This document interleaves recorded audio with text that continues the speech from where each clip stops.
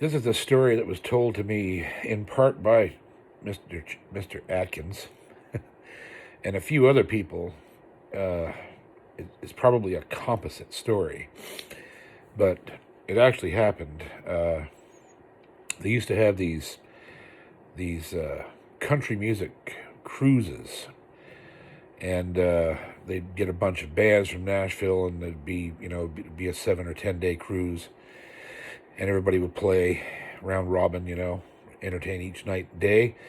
And they offered Gibson offered Chet Atkins and his wife free cruise and free everything for, just to go on the ship, and each day on the poop deck, go up on the deck and play guitar for 30 minutes a day at this Gibson kiosk.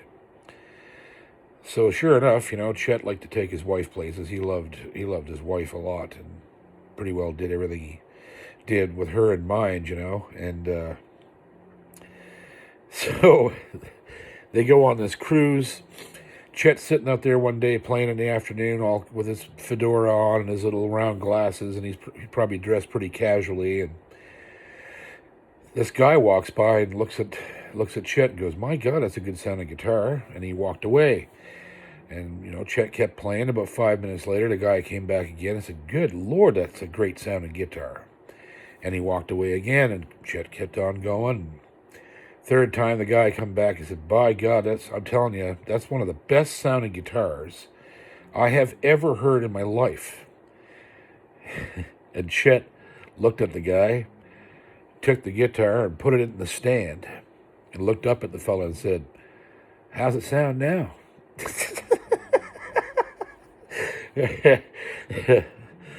Only Chet. And then the guy looks at Chet Atkins and says, "Oh, man," he says, "I didn't mean it that way." He said, "You're a great player. You're a great player. You're no Chet Atkins, but you're a good guitar player."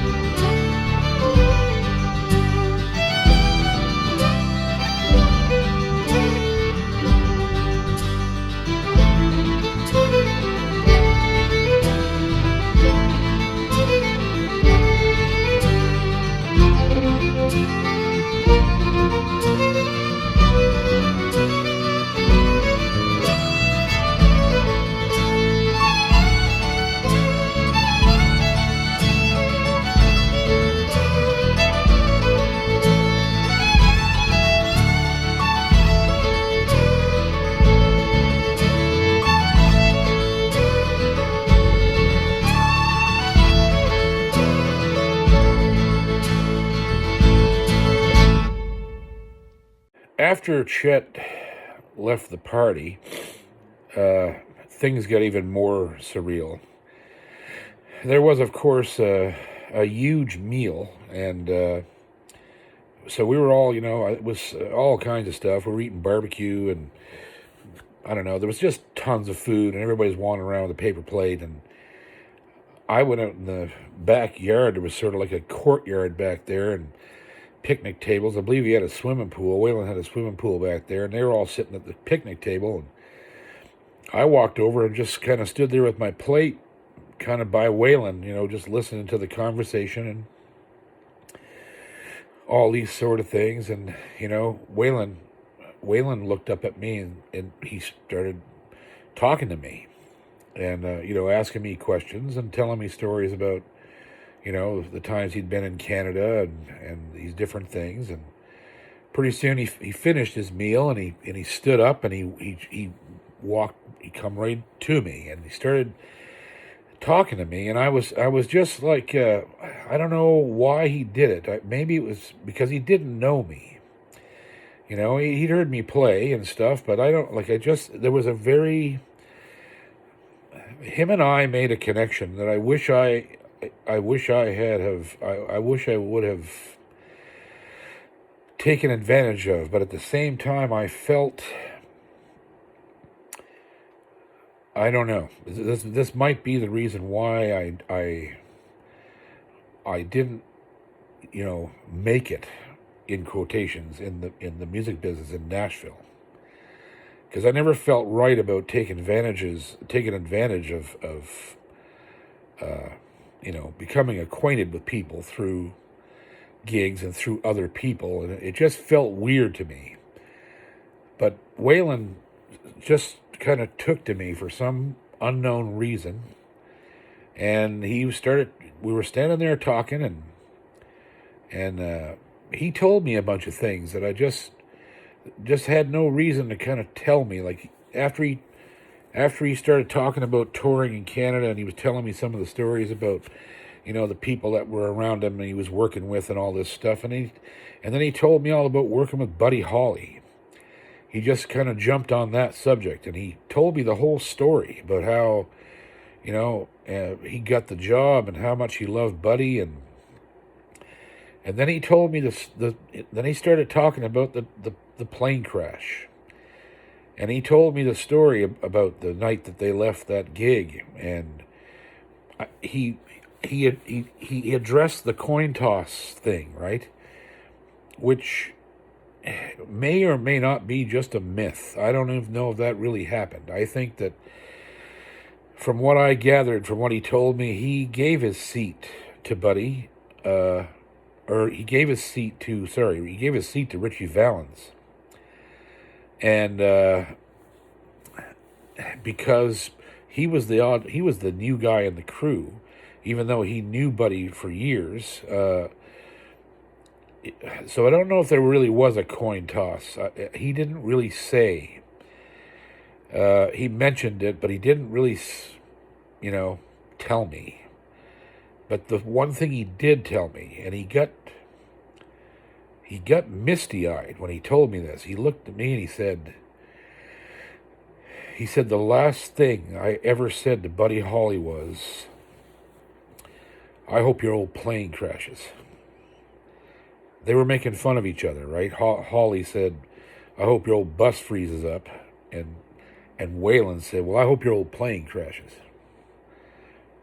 And he said, of all the things I ever did in my life, he said that is the biggest regret of anything I ever did. And he got tears in his eyes, and I was standing there just kind of. I wasn't quite sure I was awake, like it was just like, why is this guy telling me all this? Like, I don't know him. He doesn't know me. He's done more than I'll ever do. And it was very surreal, but it was also, I don't know. I loved Waylon. Waylon was a tremendously complex and loving guy. He was a real nice man, and he'd done a lot of wild shit in his life. He really had. And so him and I just had this lovely conversation. Standing out there on the patio with the sun blaring down on us, he was looking me right in the eye, and he was telling me these things, and every once in a while he'd ask me a question, like, so how did you start in this business, and I told him, and we just had this great talk, and then it was over. Somebody walked up and said, "Hey, Waylon, you want to do blah blah blah?" And he's like, "Okay, I'll check you later, man." And he walked away, and so the party kind of moved back into the house after the meal was done, and we ended up in this amazing situation with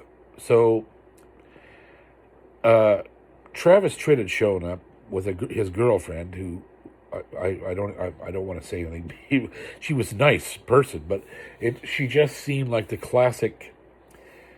I don't know, the classic Tropicana bathing suit model kind of thing, and she was obviously just completely devoted to Travis, and he was, kind of holding court in the living room. But we ended up down in that sunken living room, and I'm sitting on the floor, sort of, or like maybe I was sort of sitting on one of the steps that went down into this living room, this sunken living room, and I'm sitting across from the couch, and right in front of me is Faron Young, And then Travis Tritt is in the middle there, and Marty's sitting there, and Jerry's down there with me, and Bob is off in the corner somewhere, and I'm surrounded by all these people, and Waylon is still, he goes back and he sits up in that chair he was in before against the wall, away from everyone. He just was sitting up there, listening to everybody talk and not really being part of the conversation. It was really bizarre. He was right there, but it seemed to me like he was enjoying all of the conversation that was going on in the house. And Faron Young was one of the funniest sons of bitches I ever met. That man was absolutely hilarious. He was telling stories, like true stories. Like one of the things he was talking about was this battle he was having with his neighbor over a fence line. And this guy's dog kept coming over and shitting in his yard. So Faron kept building a different fence and the way he was telling the story. And then he said he decided he was going to get it. Like he kept trying to get a bigger dog than this other guy, and he was sending his dog over to take a dump in this guy's property. And it was just, the story was just insane. Him, in this property line battle with this guy next door. And sadly, Faron was sick then and nobody knew, and he had lung cancer. And he, later on, just a couple years later, he decided he wasn't going to go through the treatment or die of lung cancer, so he shot himself. And we all knew why, because after meeting the man, you realize there was no way that was a guy that was going to, die on a respirator in a hospital. He just wasn't him. So he was really, really funny and super nice, of course. And so came a point when the instruments came out again, and I had the guitar, and me and Marty were playing instrumentals and goofing around, and everybody was having fun. And Travis was like, I just started playing the banjo. And he looks at the girlfriend. He says, "Well, you go to the car and get my banjo, right?" So she does, and she brings it back, and of course it's a beautiful Gibson, I think, gold everywhere, and just it was probably a $10,000 banjo. And Travis was doing all right with it. He wasn't a great banjo player, but he was definitely learning, and he had the chops to do it. And so here's me and Travis. Travis is like, another weird thing that used to happen in these situations was that because I was working in a gospel band, a lot of these musicians weren't sure if they should try to play secular music with me. And I understood that because in my experience, like most of these huge gospel bands, they had no experience in secular music, even if they played in the style of it. I watched other bluegrass-oriented gospel groups play, like the Meharries, and these kids were friggin' brilliant bluegrass instrument players. But they couldn't play the simplest secular instrumental. They didn't know Salt Creek. They didn't know Black Mountain Rag. They didn't know Billy Cheatham. They didn't play any secular music. They only played gospel. And it's weird because you wonder, how the hell did they learn all these chops without playing secular instrumentals, right? Or songs. So Travis was looking at me. I had the guitar in my hand, and he was looking at me kind of unsure. And he's like, do you know Salt Creek? And Marty goes, "John Paul knows everything." And Travis goes, "Oh, okay, great." So he starts playing Salt Creek and did a damn good job of it. He was a beginner player, but he had the chops, And I picked it with him, and everybody kind of, Waylon was just off in the corner listening, and he was smart. I took my guitar solo, and he was just smiling, and Marty was grinning and looking, and just, you could see that you could see there was a lot of people in that room that were pulling for me. You know, it was a very weird thing. And it was sort of my first introduction to the people in that city that could help me. And little did I know they were about to jump on board and help me in ways that I hadn't even considered. So after, we spent a few hours in there just jamming, and Travis actually sang a Waylon song, and Waylon was out behind him, and he loved that. And he yelled over, "You done it better than I ever did it." And Travis like, "No, sir, no, I never did." And it was just one. It was a real kind of a. You could just feel the love and the respect in that room that every single person had for each other. And amazingly, I was part of that crew in that second, right? It was just like, I belong here. I'm not out of place here. I'm not being made to feel that I'm out of place. This is normal. This is natural for me to be here. And it was a really freaky feeling. It was just like, I'm not sure, like, I want this to end, or I don't know if it's even real. What's going to happen when we leave? Are these, all these things go rushing through your head? Are these guys just being nice to me right now and forget me? Or, like, well, how does this work? And, by the end of the party, it was a daytime party. So we left there, around, it was still sunny out. It was probably 7 o'clock, 8 o'clock in the evening, I think. And we were leaving, and Jesse and Waylon were standing there at the door with us, and and Waylon, I was walking by him to go out the door, and I felt the cast come down on my shoulder, and I turned around, and he said, "You make sure and come back and see me now, you hear?" And I said, "Yes, sir, I will." And so we left. And needless to say, we were all of us, just pretty well on cloud nine. Jerry was, what's the word? He was legitimized that one day. What he was doing and singing and writing and talking about all became legitimate. In that one day, those people made him legitimate, and made him relevant inside the scene, and inside the highest levels of the scene. Not the people that were on the radio, and not the people in the record labels and all this bullshit. He was made legitimate and relevant with the fathers of the music, and it was just to be endorsed by someone like Waylon Jennings. There was no price that you could pay for that kind of endorsement. It was just, we knew something was going to happen at this point. And so I now have to kind of jump around, because, as I've said many times in this series, my life has been very strange.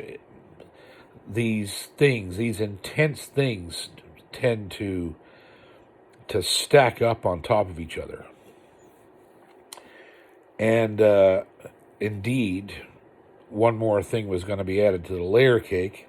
My relationship with my Uncle Joe, my dad's brother, was very close. And he was, if you don't know who Joe Cormier was, he was one of the world's greatest Cape Breton fiddlers. And he'd lived in the United States for 40 years. He was a naturalized citizen.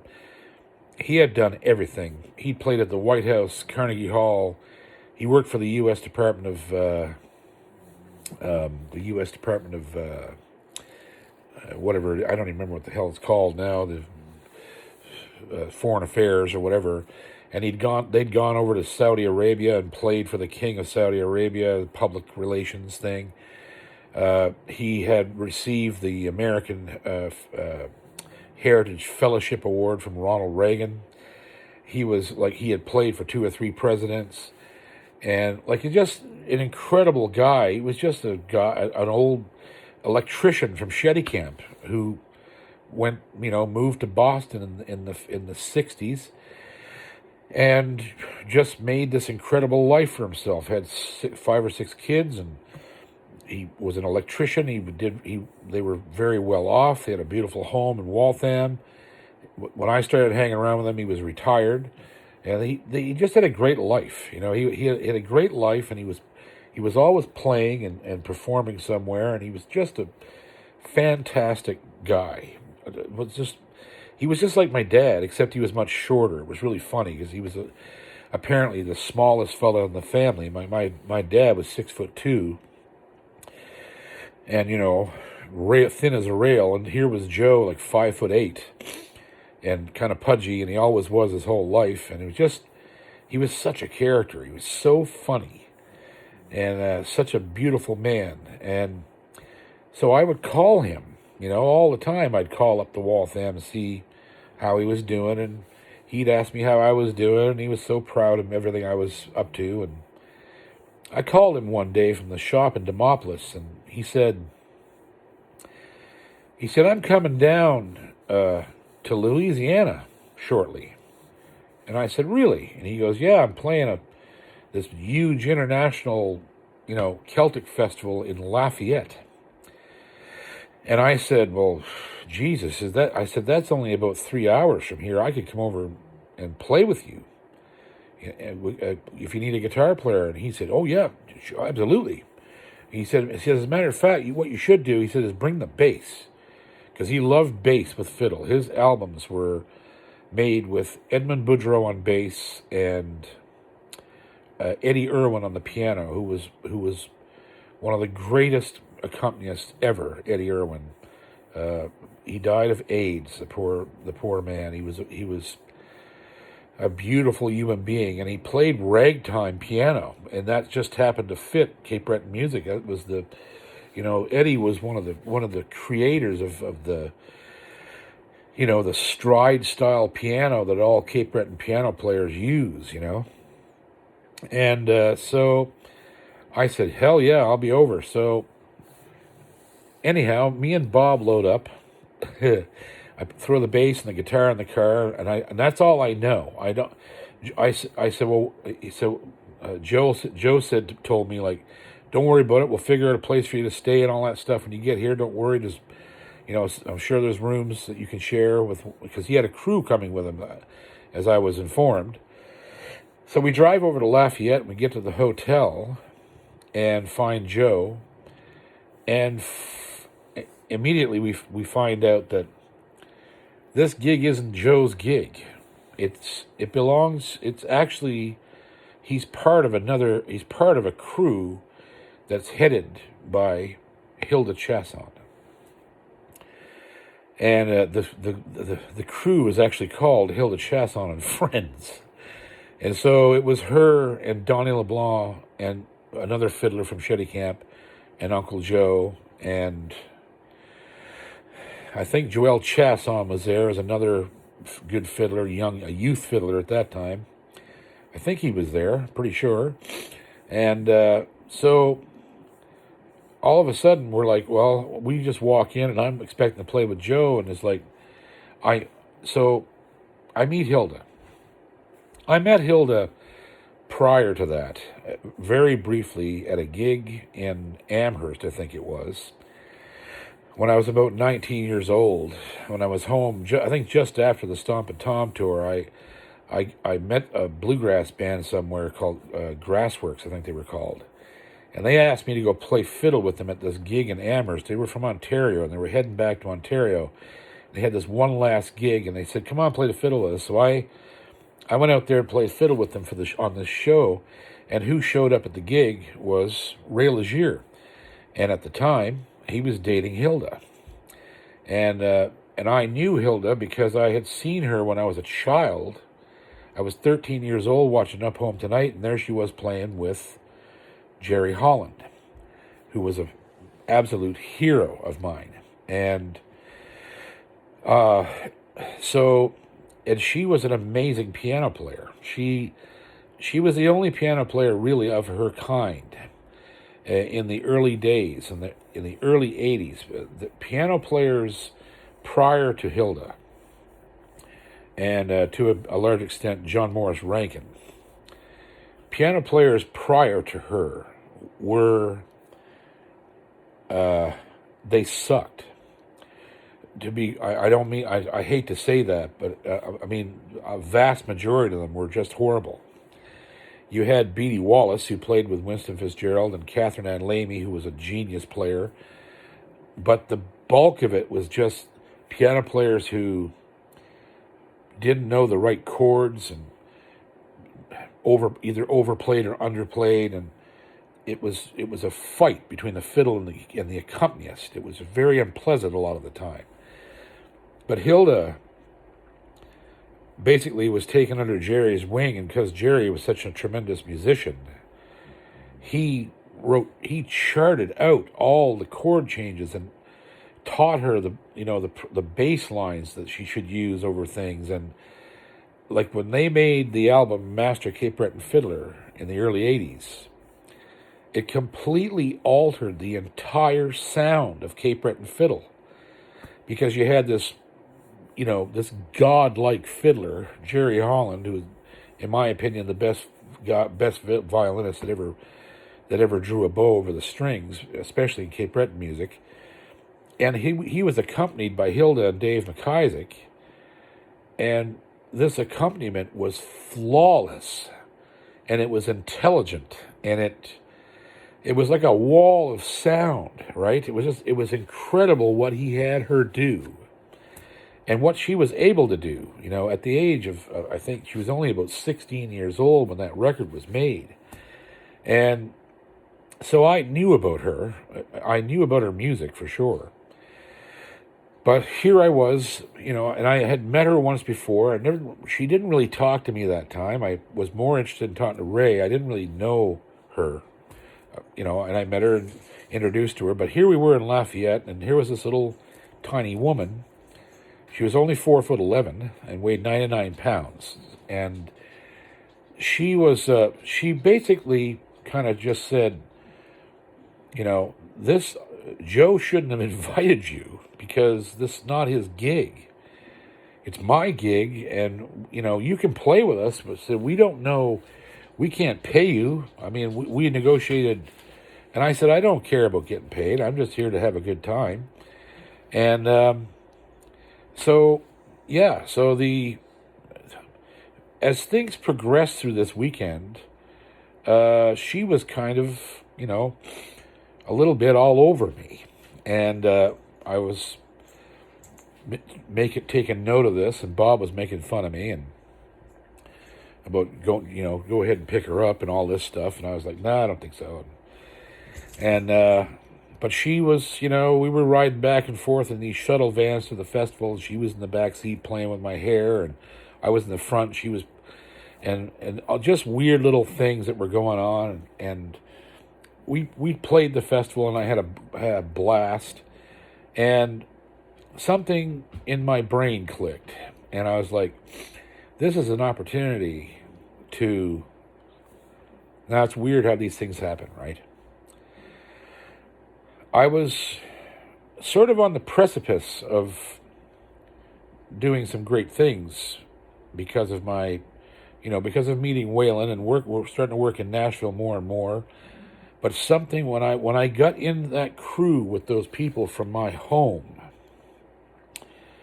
and got to play the music of my father, and saw how awesome it was to not be surrounded by people holding Bibles, where you could have a beer and curse or smoke and whatever you wanted to do. Nobody was sitting there judging you. I was with a crew of Canadians, a crew of Cape Bretoners, and got to play all this awesome music, and had this incredible fellowship with my uncle and a bunch of new people I had just met, and something clicked. It was like, this is awesome, and if I need to keep a hand in this somehow. There was one moment too, to talk about like Bob's sense of humor. Bob is like me, always, he can't remember anybody's name. And we were sitting in the car one day, and I took a tape player with me, a little tiny mini recorder, so I could get some of this music on tape, which I did. And I had left the recorder in the car. We had ended up actually sleeping in the car because there was nowhere for us to go, so we slept in the Oldsmobile. And one morning I was out of the car I was getting coffee or something for me and Bob, and he saw the tape player on the dash, so he picked it up and started recording himself. And he was kind of narrating what was going on, and he couldn't remember Donnie LeBlanc's last name. He knew it was French, and these people were very French. The whole festival was French, actually. There was more French Francophone music than English. And so he's there on this tape, and he says, yeah, John is off in he's getting coffee. And he says, I see some people coming out of the motel room. And he says, he's trying to say who he's seeing come out of the room. And he sees Donnie come out, and he can't remember his name. So he starts making up words, and he's going, I see Joe, and there's Donnie, Lalonde, Badange, and he's like making up all these words. And then later on, he plays me this tape, and I just about pissed in my pants. We never forgot that sentence. Lalonde, Badange, like he never got LeBlanc. He never got it, ever. Well, that was Bob. He just always made me laugh. It was a constant, just us pissing ourselves all the time. And so at the end of this festival, with this thing in my head that I had to stay, I had to capture, some of my home feeling. I took Hilda aside and I said, would you come back, in a few months and cut an album with me? Because, this was a once-in-a-lifetime opportunity to get to play the fiddle with a piano player like this. And I said, would you come back and cut a record? And she said, absolutely. And so we planned the recording for March of the, I don't know how many months this was. I think it was August or something that we went to Lafayette. Somewhere in there. The seasons escape me now, but we were going to she was going to fly back down to North Carolina in March and cut a record with me. So that's all good. We leave each other, and she goes home and I go home. And we started to talk to each other. I think I called her a few times, or whatever, and we somehow kind of made some sort of a connection. And I'm not sure exactly when that occurred, but there was something going on there. I'm not exactly sure how far along it went right at that point. But by the time she was coming down there in March, it was pretty well established that, we were going to be sharing a room when she came. So I'm not sure exactly. I can't really remember how that all went down. But at any rate, a whole bunch of things started to happen. The first thing that occurred was we suddenly got this call from Marty. Now things start to get really crazy here. Marty calls us and says, Quincy Jones called me. Quincy has been paying for the renovation of the Ryman Auditorium. The Ryman wasn't open at this time.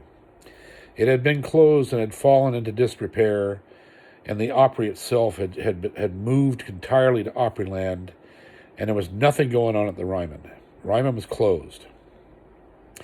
The downtown core of Nashville at that time was just horrendous. It was a place that you went if you wanted to get robbed and killed. It was not a good part of town. Broadway was just a shithole. And so Quincy took his own money and renovated the Ryman. And he decided that he was going to produce a show called, I don't even remember what it was called now. But anyhow, it was going to air on CBS. He'd heard us, Jerry and me and the crew there, through God knows who. These connections were starting to explode. The Waylon thing and the Marty thing and Travis and Jerry. We'd gone out on the No Hats tour with Jerry and with Marty and Travis.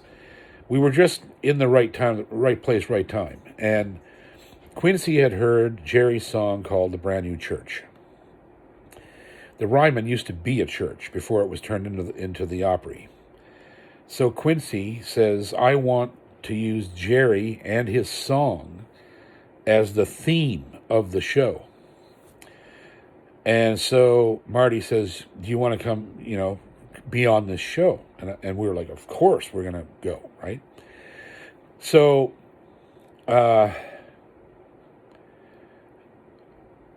we load up, and here's where how things get so bizarre. The weekend that this huge Ryman television show was being filmed was the same weekend that Hilda and I had booked to go make this record. So, and it just worked out perfectly that she flew into Nashville, and we were able to pick her up at the airport and go to the Ryman and start to film this show. And then right after that, the studio time was booked back in Sanford, North Carolina, where I was cutting records with Bill Tripp, left and right. And so here's the stage set for this, right? Also at the same time, of course, you got Stephanie and Griggs were still doing their thing in the background, right? But there was still some strange residue thing going on, between me and her. I don't know what was going on between me and her, really. But as things kept developing in my life, she, even though it claimed that she was doing her thing and was happy and all this, she became more and more sullen about everything, and it was just a weird dynamic. So we show up at the Ryman, and that's where I'm going to leave it this week, because this deserves an entire episode. These 2 days we spent working this show. There would be a lot of things revealed at this event, and things were cemented there for me and Hilda and Stephanie and Jerry, and a whole bunch of things became solidified. Pathways would be made at this event, at this gig, that we got stuck on. There was no way to get off of them. Some of them were good, some of them were bad.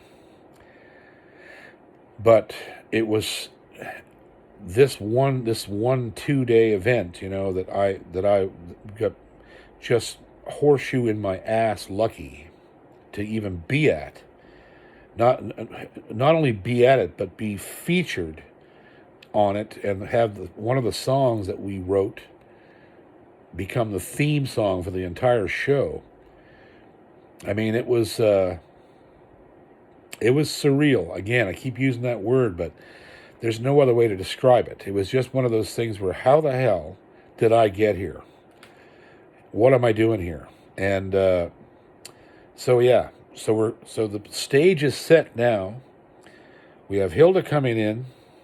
We have whatever's going on in the band, intrapersonally, and we have what is going to turn out to be an A-list of people in Nashville who are all ready to jump to my aid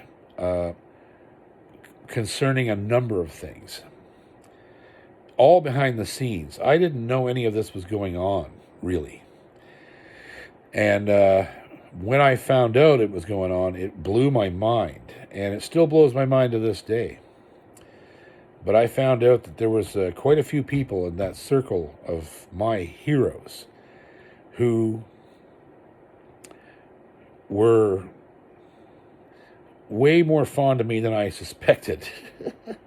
So, yeah, and I would have at that event my last encounter with Bill Monroe, and that's something I'll cherish for a long time. Is that those 2 days I spent around him and among dozens of others. My memory of him at that event still is in the front of my mind to this day about what kind of shape he was in, because his mind was failing, his body was starting to fail, but his mandolin playing hadn't lost a thing, and his character hadn't lost a thing. He might not have been as sharp as he was, but in his head, but he was still just epic, an epic character. And I'll never forget that weekend with him. And I have to leave all of this until the next episode, because like I say, it deserves a full episode. But anyhow, here's to Bill again. Thanks a lot, Bill.